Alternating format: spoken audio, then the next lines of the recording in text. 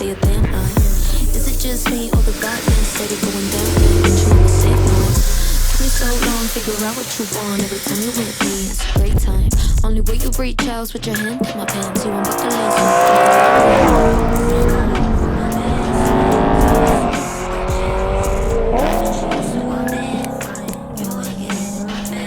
You should know with me, only got one chance. One behind my back and baby, shit is not my style. Keep it so low key. What I do don't need to prove it.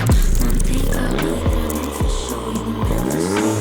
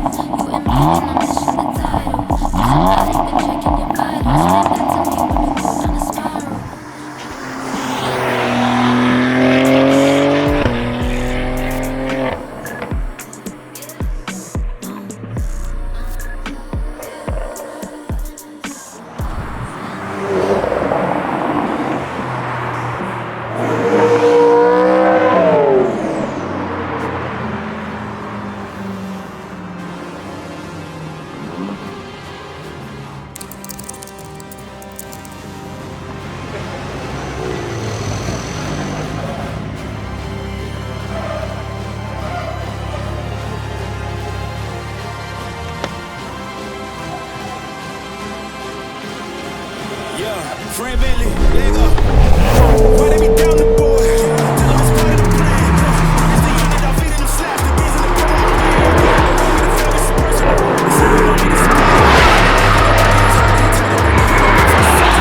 Killing it, they ain't gotta guess me. I'm doing myself, I'm drilling it. So many times they pass me up. Cool, I can put my shoes on, kicking it. Wanna jump in cause they see that it's working. Grow from the L's, they see wins on the surface. Slotting my wins, I do it on purpose. Playing with you, take your guys to the circus. That was the fucking shot. So we're here at Spa in the E92 BMW, and this is a V2 system that we're putting through its paces. So this is the second evolution. What brings the V2 about? So the kind of consumer market has changed now. We've done a V1 system for quite a number of years, which is E-Mark approved, so we're sold into Germany. At the minute now, people want that a little bit more. The cars are second hand, get a little further down the line. Yes. People want something a little different. So now the customer's got the option to have a remote control, so it opens and closes valves on the rear silencer, which was never incorporated into the standard car. So we're looking at bringing new technology into an old car. If people haven't heard of Kev on the Milltek channels before, you're responsible for the majority of the development that's been going on since I can remember anyway. 2002 you started? 2002, yeah. Kind of came in as a welder, a finish welder for the final assembly. We did that for a few years, went into development, and the previous experience kind of contributed towards that. Things started progressing quite well, and then obviously to today, now R&D manager at the Derby site. Are there actual physical components that are different? Yes, quite a lot. Even though externally some of the systems can look very similar, we're using technology now like reflective silencers. So what that will do is when the valves are closed, it changes the frequency of the exhaust system. Right. So keeps it drone free, nice and respectable inside. I see. Still has a nice tone outside, but without being antisocial. Yeah. So you're trying to get the best of both worlds. Exactly, like Jekyll and Hyde. I would imagine the original owners that bought these cars, did they want a different thing to what maybe like the second or third owner wants now? It kind of does vary. When these vehicles were new, people wanted an exhaust system that looked different, had a different tone, but without being too loud, too in your face. Which is why we got homologation on that system. So it's within the parameters of the OU system, but does sound and look a lot better. Now, people still want something similar to that, but the ability to have it loud when they want it loud. such as we've seen on track today. Yeah, and then hence the valves, the remote comes into play, and you can get everything you want out of it. Yeah. One time for the other dogs, 2 times for they doubted me. You know I did it for my mama, no. Only people know who proud of me. Now I'm getting where I gotta be. Everybody want me to take off. You brought the beast from inside of me. I bet on myself and it paid off. They wanna hold me back, I said they must be joking. Look at me cool and calm, collected, yeah, I'm coasting. You ain't stop me, yeah, I got some motion. I got some motion. Been running this since I popped in. Y'all know me, I'm locked in. Obviously, when I'm sat in here, I'm in a full race harness. The shifter is very racy. It feels very racy. What else has been done to this car? So this car is very serious. It's a proper track build that we've done. First of all, our valved exhaust system, which I'm going to show you later. Yeah. We got an forged intercooler.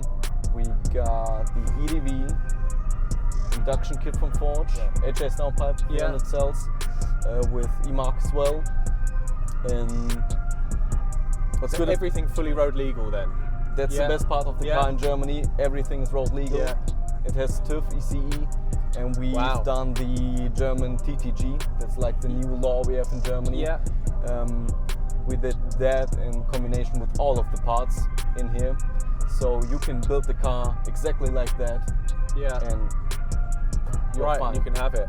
I think it's so cool that Milltek build these kind of things, because this is obviously like way beyond the exhaust. This is a passion project, really. Yeah. I think most people that I interact with at Milltek are just into cars. Like these sorts of projects, people are just all for them. Because it's a cool thing to do. It's really nice to put all the technology together and also kind of work with other partners in the arena as well. It's nice to bring that together. What about the system? Like we obviously had a system for the Gen 1. This is Gen 2. Is there a big change? Yes, it is. We listened to our customer base of the Gen 1 and everyone was crying for a valve system. Oh, really? So this is the first time we did a valve system with E-Mark for a car which didn't have a valve before. Okay, so the standard car's still not valved. No, it Gen 1, Gen 2, both not valved. Okay, cool. Okay, so that's a Milltek development then, to do that on a car that didn't feature it from the factory. I mean, we have the big benefit of our headquarter in Germany, which is based at the Nürburgring, so we can use the Touristenfahrten. Yeah. And just test the sound, test the feeling of the car, do some adjustments, go back on track again, and just like do a proper build for a car that is obviously going to be used a lot on track. Yeah. How does the valve system work? Is this on a remote? Is it automatic? Is it both? Yeah, there are different versions of the exhaust system. So you got an E-Mark version, which closes and opens by itself. And then you can get the track version, I'd say the race version, where you got the remote control, and you can open that up on track days, for example, to have a better airflow, better sound, and close it back if you go on we are always looking that the exhaust is not too loud, so we don't have problems on track days. We tested that car on the Bilsterberg as well, which is more strict than Spa, for example. Right. And we had no issues there as well. So we are looking for like optimum balance between nice sounds. We don't have the philosophy of cars being just loud and like shouting at you. You do hear some out there that are just, they're super loud, but they're hollow, is the way I would describe it. There's no substance to it. And I think sometimes that's popular for some people, but I know the Milltek just a philosophy different customer is not, there. the Milltek philosophy is not for that. It's always kind of enhanced sound. Let's get back out there. We are green.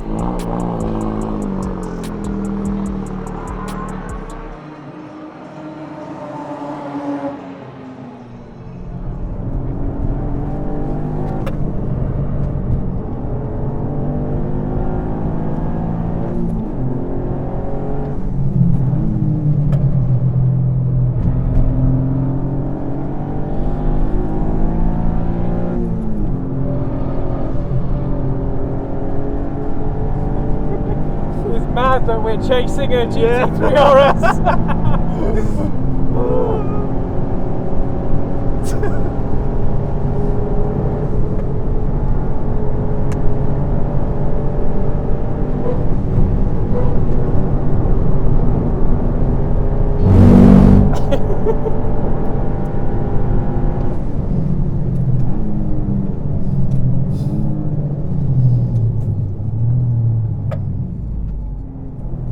What do you think? Oh man, what a fun car. Like, I'm sweating a bit, like I'm working. Like it's a real, like, feels like a real race car, like a touring car. Yeah. I thought maybe it might get a bit lost. Like, this is crazy wide, this track. There's so much space, but actually you need every damn inch. Yeah. It's so quick. You can carry so much speed and use all of the track. Yeah. I mean, there's a few things out there that have got a little bit more top end than we have, but in terms of cornering, we were up there with the fastest things I've seen going round. Like, that was so much fun. The shifter is beautiful. The sound on the downshift, and that, what was the technology? IMT. Yeah. I really like that. I really like the rev match. What a cool build. Gotta get it out of mud, no problem to me. Keep on rocking, tell him this is heavy metal. My baby's watching, let them know I never settle. And you know I got the keys to the wheel, hands on the wheel when I'm driving this. I spend a couple bands on my wrist to show them my time ain't freezing. Show them that I'm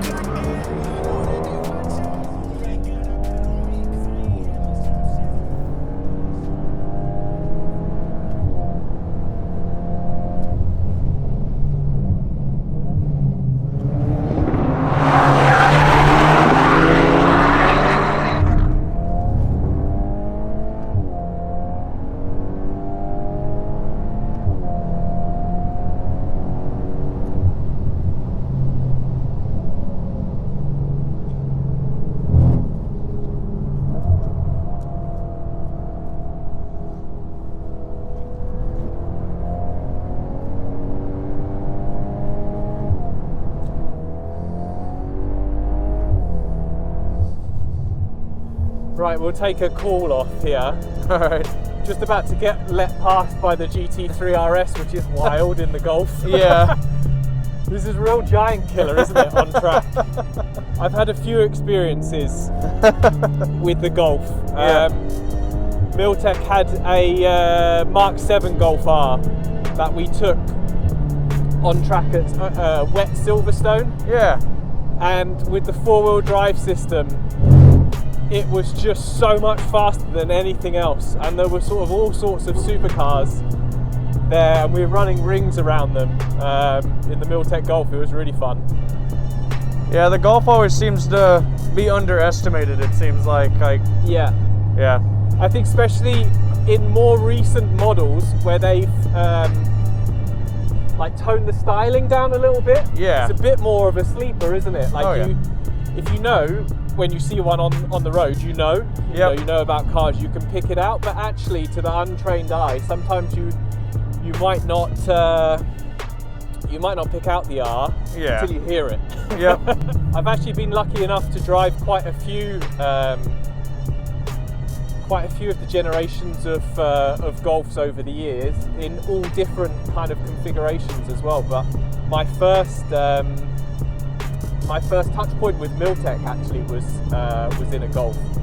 I raced in BTCC with I'm going to say it was Mk8.5 Golf back in 2009, I think it was. Nice. And that was kind of my first introduction to Milltek, and then there's been kind of plenty of Golfs along the way. We've done some 24-hour racing. I think that was a Mk6. And some other sprint races as well. It's been very cool, let alone the track days and the development work as well. But it's a staple part of the Milltek diet. Yeah. Are you doing a lot with Golf in the States? Yeah, I mean, pretty much always. Like, I've had my Mk6 for about 8 years now, and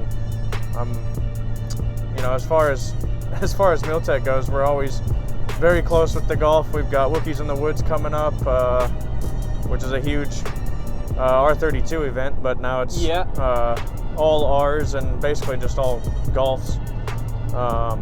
So we host a big open house and have everybody hanging out. It's pretty fun.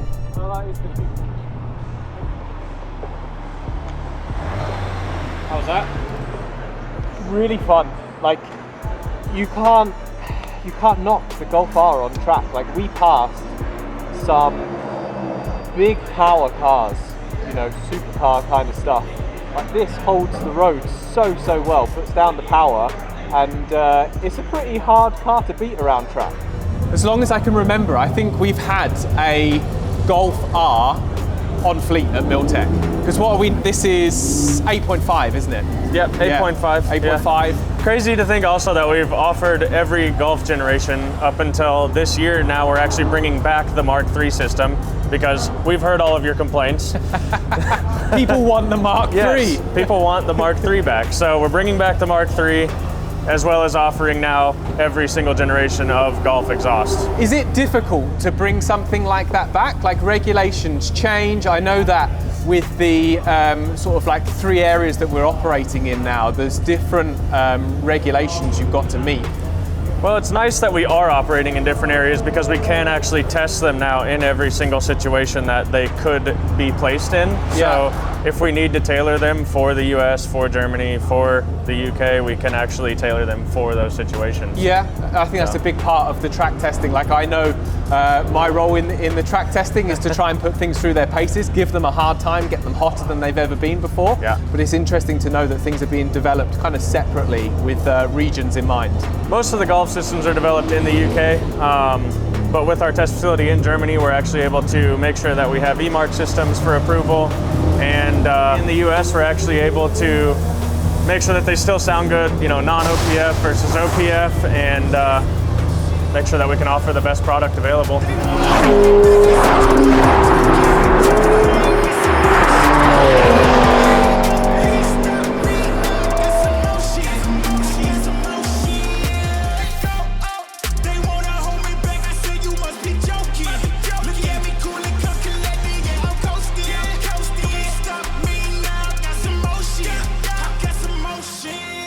I'm here with Milltek's Audi UR Quattro, and this is a really special car, but it's 1987. It's the same age as me. Steve's here to correct me if I get anything wrong. No, you're correct. This is a special car to Milltek. This is part of their heritage, really, but in general automotive terms, it's part of automotive heritage too. Right, let's fire up the Quattro. This was one of the earliest cars that featured an all-wheel drive system with a turbo engine. This is kind of like the birthplace of our modern performance road cars. So the Audi UR Quattro we have here has been a labour of love for our founder and chairman, Phil. We bought this car around about 6 years ago as part of the redevelopment of the Milltek Classic range, where we looked to reintroduce the products for the UR Quattro. This model here is the MB 10 valve version, but we also cover the later 20 valve model as well. This car here has gone under a full restoration with AM Cars. They're one of our dealers based down in the southwest of England. Real UR Quattro specialists. The guys know the cars inside out. The car's had a full nut and bolt restore, full respray, along with a number of OEM plus upgrades. So we have AP Racing brakes, we have Toyo 888R tyres on the original wheels, full interior retrim and refresh, and every single part of the car has been brought up to modern standards, so the vehicle now is usable every day. So we're out at Spa with our global development team along with some of our other fleet cars, but we really wanted to bring the UR Quattro along to put it through its paces. So Tom, how was the car? Yeah, what a pleasure, and thank you for trusting me to drive this. This is in better condition than I am, being the same age, and what a treat to drive out on track. It's a huge track, but this car wasn't lost on track. It's still got that performance. It's fun. I would say, in terms of like modern cars, we've probably got a lot more power than grip now. We're getting so much engine performance, and this is the same, and I think this is what this represents. This was a bit of a hooligan in its day, and it's still like that now. It's so much fun to drive, but also there's some sort of nostalgia, wastegate, the turbo lag, yep. All these things that are so much fun to drive, but in the chase of perfection, we've kind of engineered them out over the years. Yep. So it's nice to get back in something like that and kind of feel that raw energy. We can't do a Milltek review without talking about the exhaust and the sound. And what a sound it is. It's really got that straight 5 classic sound to it. How did you go about achieving that? So yeah, on this system, Tom, it's been a complete redevelopment. Just because we already had a product that we'd launched in the 80s for these cars doesn't mean that's the same product we're selling today. So effectively, this was one of our kind of first iterations of our newer V2 systems. So it's been completely redesigned using the newer technology that we have within the business. We use things like reflection chambers and different size perforated tube in the silencers to maximize the quality and the tone of the sound, but without introducing drone and resonance. We also look at the aesthetics when we're reintroducing a product that's keeping it in line with these cars that are now cherished classic cars. So it's very OEM plus. So we don't have big DTM upswept tailpipes. We've got original style looking tailpipes that just complement the clean look of the car. Yeah, and I think that really comes across when you drive it. You have got that beautiful sound, yet you don't have any of the drawbacks that probably would have come along with early modifications back in the 80s. Yeah, definitely. Drone and resonance is a big area we really work on. So you can still use the car every day, but equally, you're going to get that enjoyment out of the car, that iconic 5-cylinder sound. Bringing us back to the days of rallying with these cars is really what we were aiming for. Don't care what you got to say between it. Different animal, isn't it? Yeah.